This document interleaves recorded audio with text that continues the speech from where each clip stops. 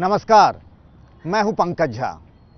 इन दिनों अचानक से ही राजनीति में दलित चर्चा में है, तो इसीलिए हम लखनऊ में अंबेडकर स्मारक के पास हैं और हमारे आज के खास मेहमान हैं AIMIM के सदर असदुद्दीन ओवैसी। ओवैसी साहब, स्वागत है आपका। शुक्रिया आपका बुलाने का। अब तो कुछ आपको ग्राउंड से पता चल रहा होगा कि यूपी के इस चुनाव में ओवैसी साहब कहाँ खड़े हैं। नहीं, हमारा पोजीशन अच्छा है, हमारा मौक़िफ़ अच्छा है, पहले से बेहतर हम परफॉर्मेंस करेंगे और अब तक तो 2 फेज़ के चुनाव हो चुके हैं। हमारा प्रदर्शन, हमारा परफॉर्मेंस बहुत अच्छा रहेगा। आपको 2017 थोड़ा सा ले चलते हैं। 38 सीटों पे आपने उम्मीदवार उतारे थे, कुछ मिला नहीं। इस बार क्या ऐसा हो सकता है कि आपको लग रहा है कि हाँ, आप खेल अपना बना सकते हैं या फिर किसी का बिगाड़ सकते हैं?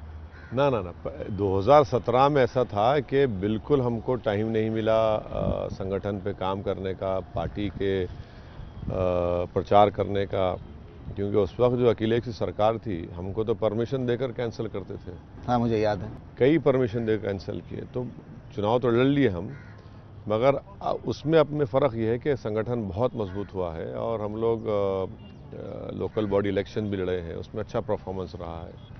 कैंडिडेट्स हमारे अब के बार बहुत अच्छे हैं हमारे, और चुनाव से पहले ही हम पूरा यूपी आधा फिर चुके थे, तो उसमें फ़र्क पड़ेगा बहुत।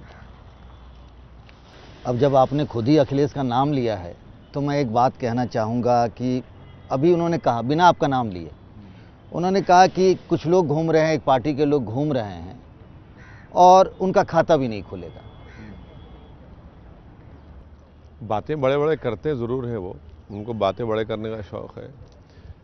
उनका मसला ये है कि उनको जो कुछ राजनीति मिली है, एक सोने की तश्तरी या प्लेट मिली है, तो इसीलिए उनको नहीं मालूम जद्दोजहद, तकलीफ़, क़ुरबानी क्या होती है, तो इसीलिए बोलते हैं वो। अब वो कौन होते हैं? उनको तो ख्वाब में दिख रहे हैं चीज़ें, तो ख्वाब ही में रहे वो, हकीकत की दुनिया से उनका कोई ताल्लुक़ ही नहीं है।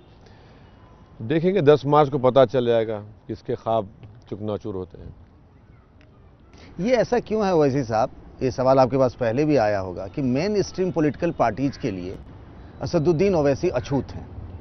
हाँ बिल्कुल, हम एक सियासी अछूत हैं उत्तर प्रदेश में, बल्कि देश के बहुत बड़े हिस्से में भी हम सियासी अछूत हैं। हमको उससे कोई फ़र्क नहीं पड़ता है। इससे एक बात का अंदाज़ा हो रहा है कि हम जो बात कर रहे हैं वो सच्चाई पर मुबन्नी है। हम जो संविधान के दायरे में रहकर बातचीत करते हैं और जो हिस्सेदारी की बात करते हैं, तो जितने पार्टीज़ को हमसे एलर्जी है या हमको अछूत बनाने की कोशिश कर रहे हैं, तो उनको लगता है कि भाई अब उनकी वो जो डरा करोट हासिल करते थे, ख़ास तौर से अल्पसंख्यक समाज मुसलमान का, उनको लगता है कि अब इनको डरा कर वोट हासिल नहीं कर पाएंगे। हिस्सेदारी की ये बात कर रहा है, पॉलिटिकल एम्पावरमेंट और लीडरशिप की बात कर रहा है। जो ये इन सो कॉल्ड सेकुलर पार्टीज़ में इनके माइंडसेट में बात नहीं है। इनको सिर्फ ये है कि बस वोट है, डालो हमको और भूल जाओ इनको बस, और फिर चुनाव है, फिर वही बात करो, पुरानी कैसेट दोहरा दो। ये जब मुसलमान की बात करते हैं, इस बीच में बीजेपी के लोग ना, एक MP हैं ब्रजभूषण शरण सिंह, वो तो कह रहे हैं कि ओवैसी साहब श्री राम के वंशज हैं और वो ईरानी नहीं हैं, क्षत्रिय हैं। ये श्री राम के वंशज थे, हमें पता नहीं चला। अब देखिए क्या क्या बोलते हैं, वो उनसे ही आप पूछना पड़ेगा।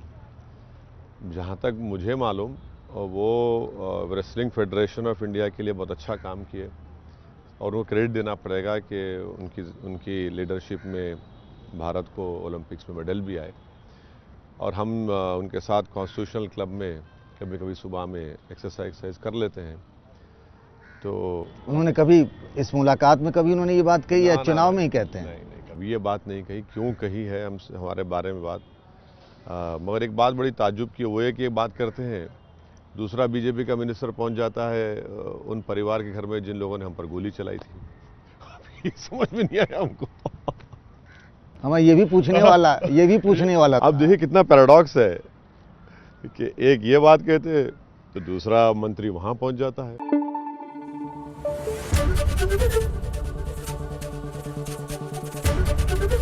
ABP न्यूज़ आपको रखे आगे।